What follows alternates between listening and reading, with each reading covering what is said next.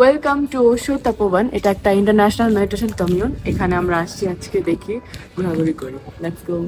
এটা হচ্ছে গিয়ে টিকিট 100 রুপি করে পার পারসন।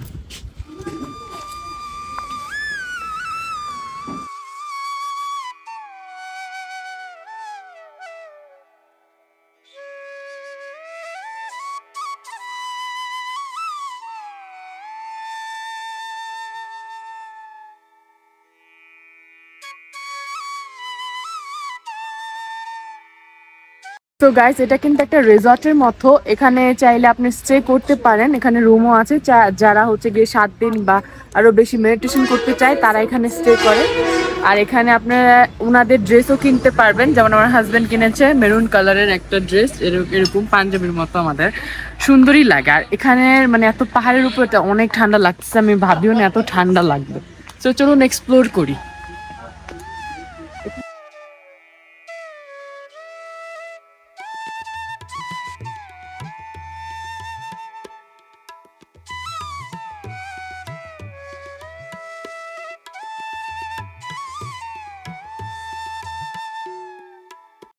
গাইস, এখানে প্রত্যেকটা কর্নার কিন্তু পিসফুল। আর দেখতে পাচ্ছেন এখানে বসে বসে আমরা পাহাড় দেখছি, মানে এতটা পিসফুল কি আর বলবো। আশেপাশে পাখির আওয়াজ, কোলাহল সবকিছু মিলে পারফেক্ট।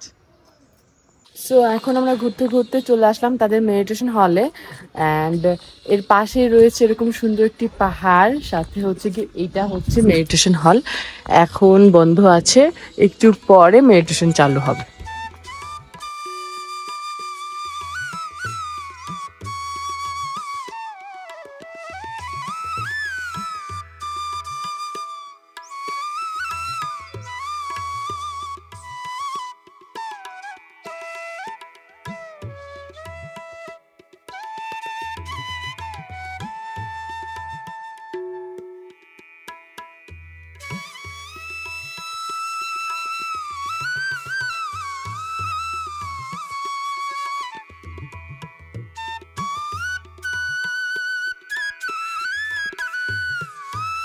অ্যান্ড গাইজ, এটা হচ্ছে ডেথ পার্ক।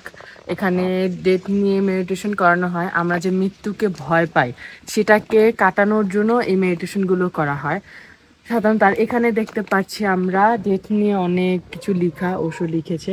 আর ওখানে চিতা রাখা আছে, চিতাতে আর কি একটা মানুষ শোনে, এরকম টাইপের কিছু। এখানে নানান কিছু লেখা মৃত্যু নিয়ে যে উক্তিগুলো আছে সেগুলো পড়ে আমার খুবই ভালো লাগলো।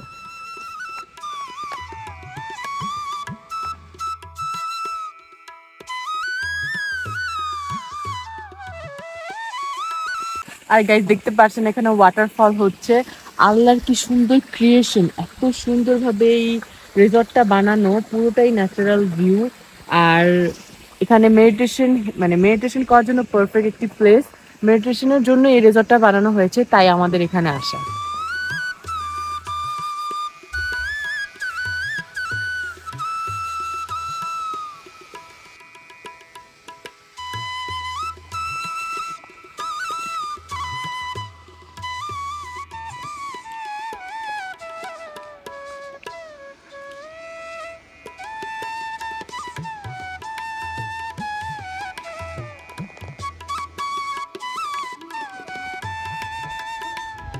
এখানে স্টে করার জন্য যে গেস্ট হাউসগুলো রয়েছে তার মধ্যে এটা একটি নালান্দা হাউস।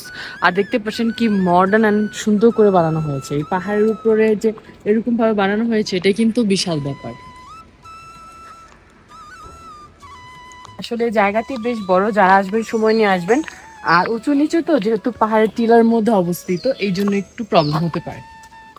ঢুকতেই তাদের রিসেপশন আর লাইব্রেরি চোখে পড়বে আপনাদের। এখানে বিভিন্ন রকমের বুকস আর সুভিনিয়ার্স আছে। এছাড়াও ছিল মেডিটেশনের জন্য ড্রেসেস। এরপর আমরা এখানে কিছুক্ষণ সময় কাটালাম এবং বইগুলো কিন্তু আমার কাছে বেশ ইন্টারেস্টিং মনে হয়েছে। এখানে রেস্টুরেন্ট আছে, চাইলে আপনারা লাঞ্চ করে নিতে পারেন। আর অনেক সেকশন আছে যেগুলো আপনাদের দেখাতে পারলাম না, কারণ ওখানে ক্যামেরা অ্যালাউ না। যেমন ও পাশেই মেডিটেশন হচ্ছে, বাট ক্যামেরা অ্যালাউ না দেখে দেখাতে পারছি না। আর আজকের মতো এই পর্যন্তই। আবার দেখাবো অন্য কোনো ভিডিওতে, অন্য কোনো ব্লগে। কেমন লেগেছে অবশ্যই কমেন্ট সেকশন জানাবেন। Bye bye.